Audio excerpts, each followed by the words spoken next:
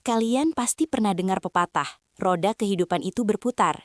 Tapi, apa jadinya kalau putaran itu menghantam kepala pemuda yang dulunya selalu merasa paling di atas? Seorang anak sultan yang tingkahnya bikin geleng-geleng, tiba-tiba harus menghadapi kenyataan pahit tanpa bodyguard, tanpa mobil mewah, dan tanpa kartu platinum. Ini bukan cuma cerita fiksi, teman-teman. Ini kisah nyata tentang Rian dan bagaimana kesombongan itu benar-benar harus dibayar tunai. Halo sahabat-sahabatku yang luar biasa, melanjutkan hook tadi, mari kita kenalan lebih dekat dengan Rian. Dia adalah definisi sempurna dari pemuda kaya sombong. Ingat sekali, Rian pernah membuang kopi panas ke lantai hanya karena pelayan sedikit terlambat menyajikannya, sambil berkata, "Saya bayar 10 kali lipat, tapi jangan buang waktu saya yang berharga."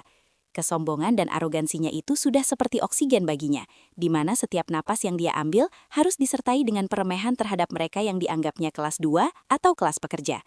Kekayaannya memang tak terbatas, tapi empati dan respeknya nol besar. Ini adalah potret mentalitas yang berbahaya, ketika harga diri diukur dari saldo rekening bank, bukan dari kualitas hati dan kemanusiaan. Dia hidup dalam gelembung privilege, meyakini bahwa uang bisa membeli segalanya, termasuk rasa hormat dari orang lain. Sayangnya, dia lupa, uang hanya membeli barang dan jasa, bukan integritas dan hubungan tulus. Namun, roda kehidupan berputar cepat, dan putaran ini sangat brutal.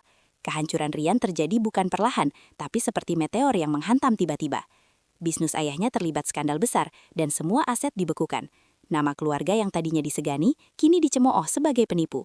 Rian yang biasa dikelilingi penjilat dan pengikut setia, mendapati dirinya sendirian di apartemen kecil yang kotor dan pengap. Bagian paling menyakitkan adalah bukan hilangnya uang, melainkan hilangnya teman-teman palsu yang lenyap secepat kilat. Ia mencari bantuan dari mereka yang dulu ia kasih uang, tapi yang ia terima hanyalah pintu tertutup dan tatapan sinis. Tak ada lagi jet pribadi, tak ada lagi private chef, hanya mie instan dan keheningan yang menyesakan. Ini adalah karma hidup yang paling pedih, diabaikan oleh orang yang pernah ia injak-injak, merasakan apa yang dulu dirasakan oleh banyak orang karena ulahnya. Kejatuhan ini memaksa Rian untuk melakukan hal yang tidak pernah ia bayangkan, bekerja keras. Dia mencoba melamar pekerjaan di kantor, tapi CV-nya hanya berisi daftar klub golf, liburan mewah, dan koleksi jam tangan mahal. Tentu saja, tak ada perusahaan yang mau mengambilnya. Akhirnya Rian terpaksa mengambil pekerjaan kasar, mencuci piring di sebuah restoran kecil. Kalian bisa bayangkan, pemuda yang dulu alergi debu dan bau keringat, kini tangannya pecah-pecah dan melepuh karena sabun cuci murah dan suhu air panas. Di momen inilah, perlahan-lahan, ia mulai menyadari kesalahan fatalnya. Dia mulai melihat perjuangan orang lain dari sudut pandang yang sama sekali baru, menyadari bahwa keringat dan kerja keras memiliki martabat yang tak ternilai harganya. Senyum tulus orang rekan kerja yang bergaji kecil jauh lebih berharga daripada tawa palsu di chat pribadi.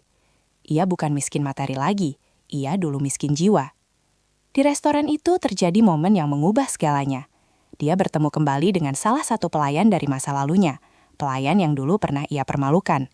Bukannya balas dendam atau mengejek, pelayan itu malah memberinya sebotol air dingin dan mengatakan, "Semua orang pernah jatuh, Mas. Yang penting bangkit." Kejadian ini menjadi tamparan keras sekaligus obat mujarab bagi Rian. Dia akhirnya mengerti arti kata tulus dan empati. Rian berhenti menyalahkan keadaan dan fokus membangun diri dari nol, tidak lagi menggunakan nama besar ayahnya. Fokusnya beralih dari berapa banyak uang yang saya miliki menjadi apa kontribusi yang bisa saya berikan. Inilah pelajaran finansial dan hidup yang paling mahal. Aset terbaik kita adalah integritas dan cara kita memperlakukan orang lain. Dia belajar bahwa kekayaan adalah alat, bukan identitas. Jadi teman-teman, kisah Rian mengajarkan kita bahwa kesombongan dan pamer kekayaan itu adalah virus yang menghancurkan pondasi mental kita.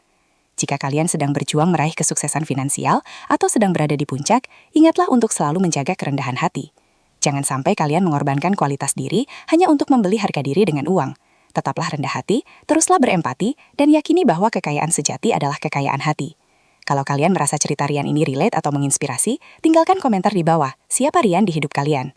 Jangan lupa like videonya, share ke teman-teman kalian, dan tentu saja subscribe supaya kita makin samai di sini. Sampai jumpa di video berikutnya, dan selalu jaga semangat.